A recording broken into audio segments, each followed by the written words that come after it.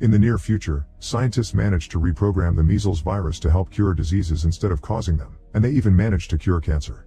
However, they lose control of this virus and it ends up infecting most of the population, transforming them into dangerous mutants called Darkseekers, who feed on people and are weak to sunlight.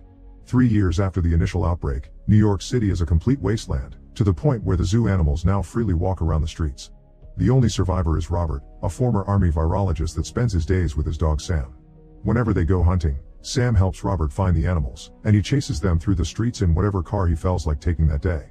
Robert is always armed and a great shooter, but he also has a good heart, and when he sees families of lions hunting too, he lets them have the meat. He also keeps an alarm on his watch to make sure he isn't out when the sun sets. As soon as the alarm goes off, Robert rushes back to the same house he's lived in since before the outbreak, which has been fortified to the max.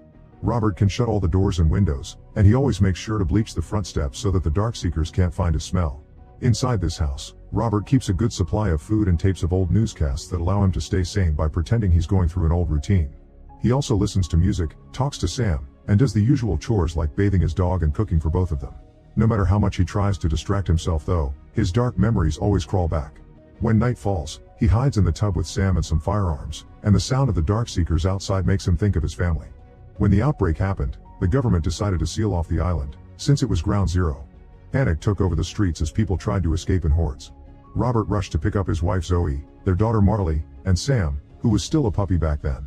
He wanted them to leave the island to stay with a relative, and Zoe got angry when she realized Robert wasn't coming with them because he wanted to stay to analyze the virus and find a cure. This triggered an argument between them that almost made Robert crash the car. Robert hasn't given up on the idea of a cure even in the present. Every morning after exercising with Sam, he goes to the lab in his basement to keep track of his experiments. Sam isn't allowed down there because she could get infected, but Robert is fine because he's immune. In the lab, there's a bunch of caged rats carrying the virus, and Robert has been trying the different serums he's made on them. All of them failed until one morning, Robert discovers one of the rats is actually getting better. Now he can move on to the next step of the trial, but he'll need a human for that.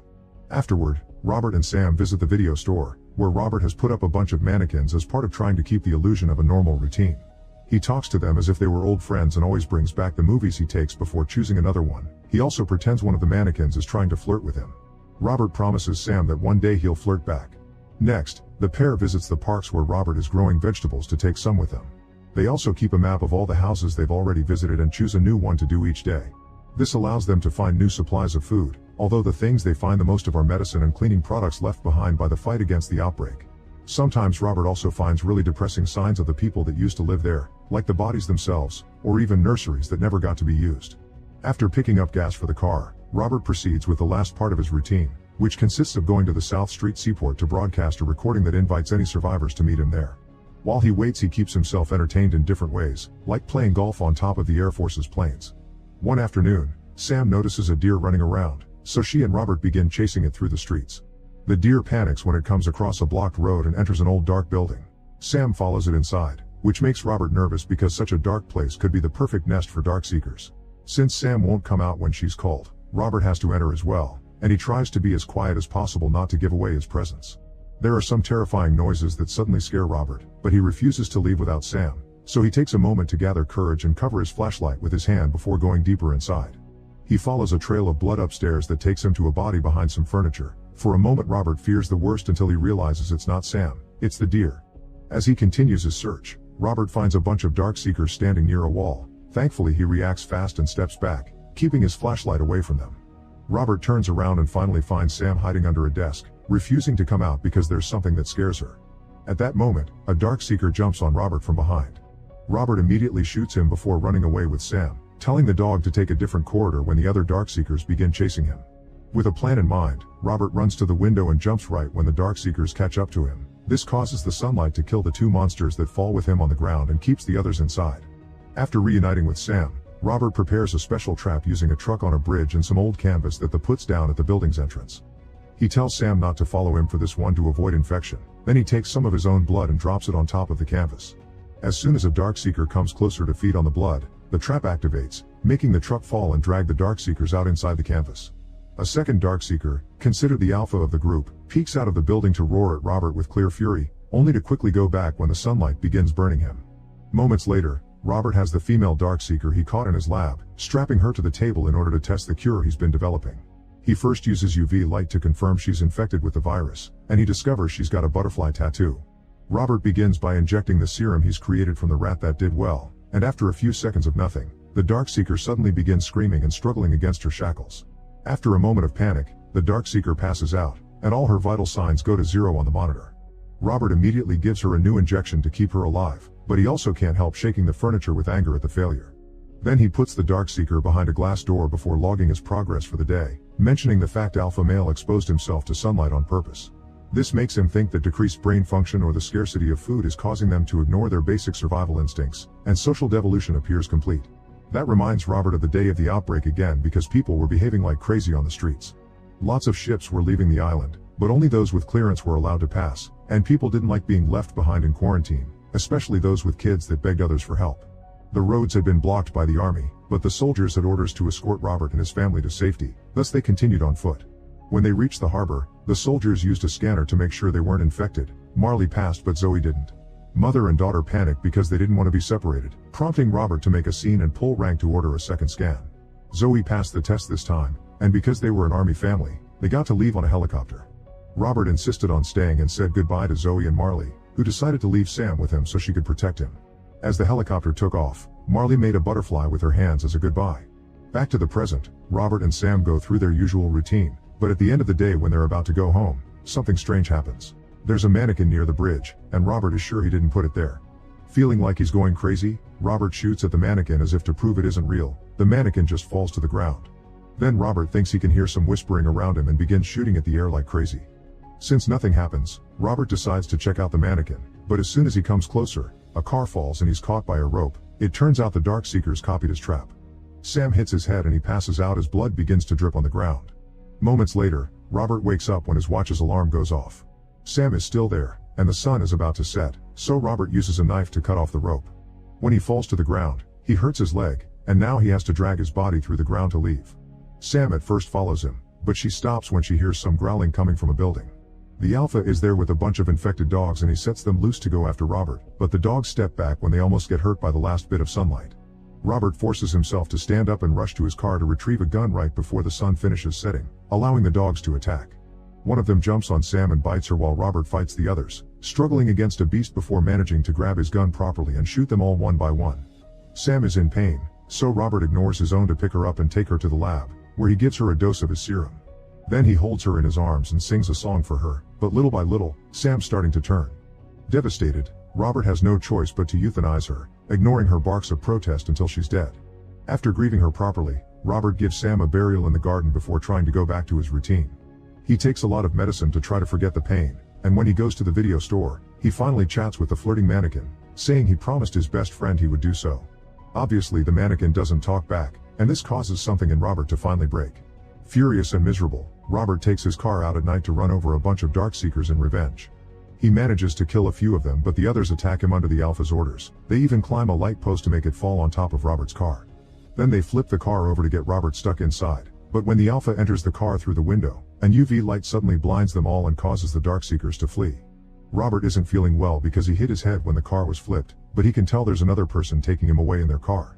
This person asks where to take him, so Robert gives them his address and asks them to make sure they aren't followed before he passes out. That night, Robert dreams of his family again. After the helicopter took off, the government bombed the bridge to seal off the island. One of the helicopters lost control when people tried to jump on it, and it crashed against the one with Robert's family, instantly killing them. The next morning Robert wakes up to the sound of an animated movie on his TV. The wound on his leg has been stitched, but he's still wary and he grabs a gun before going to the kitchen, where for a moment he thinks he sees family again. In reality this is Anna and her son Ethan. They were the ones to save him last night. Anna has made breakfast, so Robert puts down the gun and sits with them, hearing Anna's story.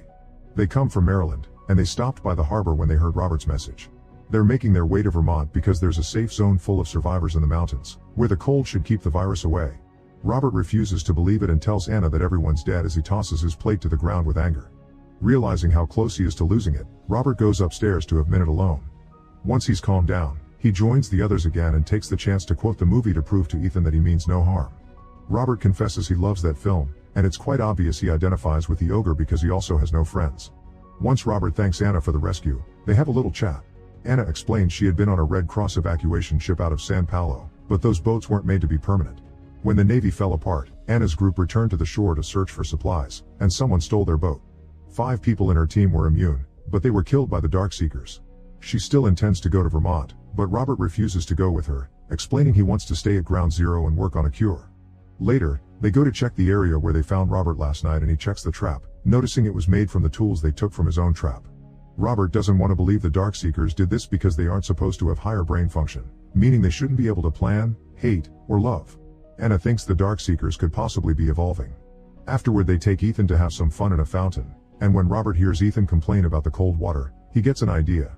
The trio returns to the house, where Robert puts the female Darkseeker on top of lots of ice, thinking that changing her body temperature may help the serum work better. Anna looks around the lab and discovers a bunch of pictures that show Robert has tested many versions of the serum on humans before, but they never worked.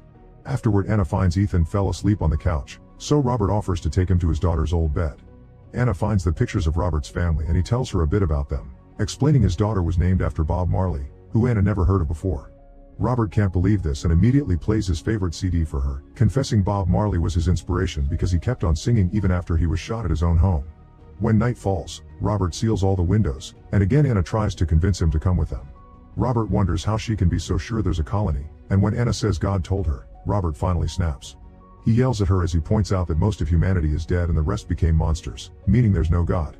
Their conversation is suddenly interrupted when they hear some noises outside. It turns out the Darkseekers follow the smell of the blood he dripped last night and they're now here. Anna rushes to get Ethan while Robert turns on the lights that he installed outside, but the Darkseekers just jump on them and destroy them. Next, Robert activates a bunch of explosives he buried just in case, killing the first horde. Afterward, Robert goes upstairs to look for Anna, only to suddenly be jumped on by the Alpha. The two of them begin to fight and Robert uses a screwdriver he finds on the floor to attack him, but the Alpha barely feels any pain and throws Robert back downstairs. Robert uses the chance to steal a weapon he hid among the umbrellas, and when the Alpha dodges the shots to hide in another room, Robert shoots a gas canister to cause an explosion.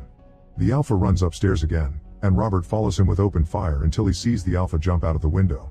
Afterward, he goes looking for Anna and Ethan, finding them hidden under some furniture while a Darkseeker destroys the ceiling of that room. There's a gun on a table nearby, so Robert rushes in, grabs the gun, and shoots at the monster right as he turns to attack him. At that moment, Robert hears a noise outside and discovers the Alpha is back with even more Darkseekers, thus the trio runs to hide in the lab. As the Darkseekers climb the building to enter through the hole their friend made, Robert and Anna are shocked to discover the female test subject is getting better.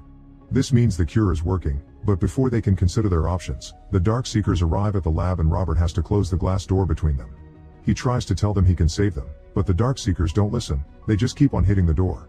When the Alpha arrives too, he cracks the glass with his mighty strength. Then he makes a drawing that Robert recognizes as a butterfly, just like the woman's tattoo. This reminds him of Marley, and Robert finally understands the Darkseekers do have feelings. They're here to rescue their friend, not to kill. Robert puts down his weapon and, ignoring Anna's protests, disconnects the woman from the machines before taking her out of the glass door. As the Darkseekers growl at him with fury, Robert picks a syringe and injects the woman with some medicine that causes her to wake up. The Alpha immediately rubs his forehead with hers, celebrating their reunion before picking her up to leave. Robert tries to apologize, but he's only met with another growl. Now that Robert understands the city belongs to the Darkseekers Society, he accepts to leave with Anna and Ethan. The next morning they start their trip to Vermont, but first Anna makes a new recording, telling any survivors that may listen where to find the safe colony. Make sure to subscribe and turn on notifications so you can watch more videos like this. Thanks for watching.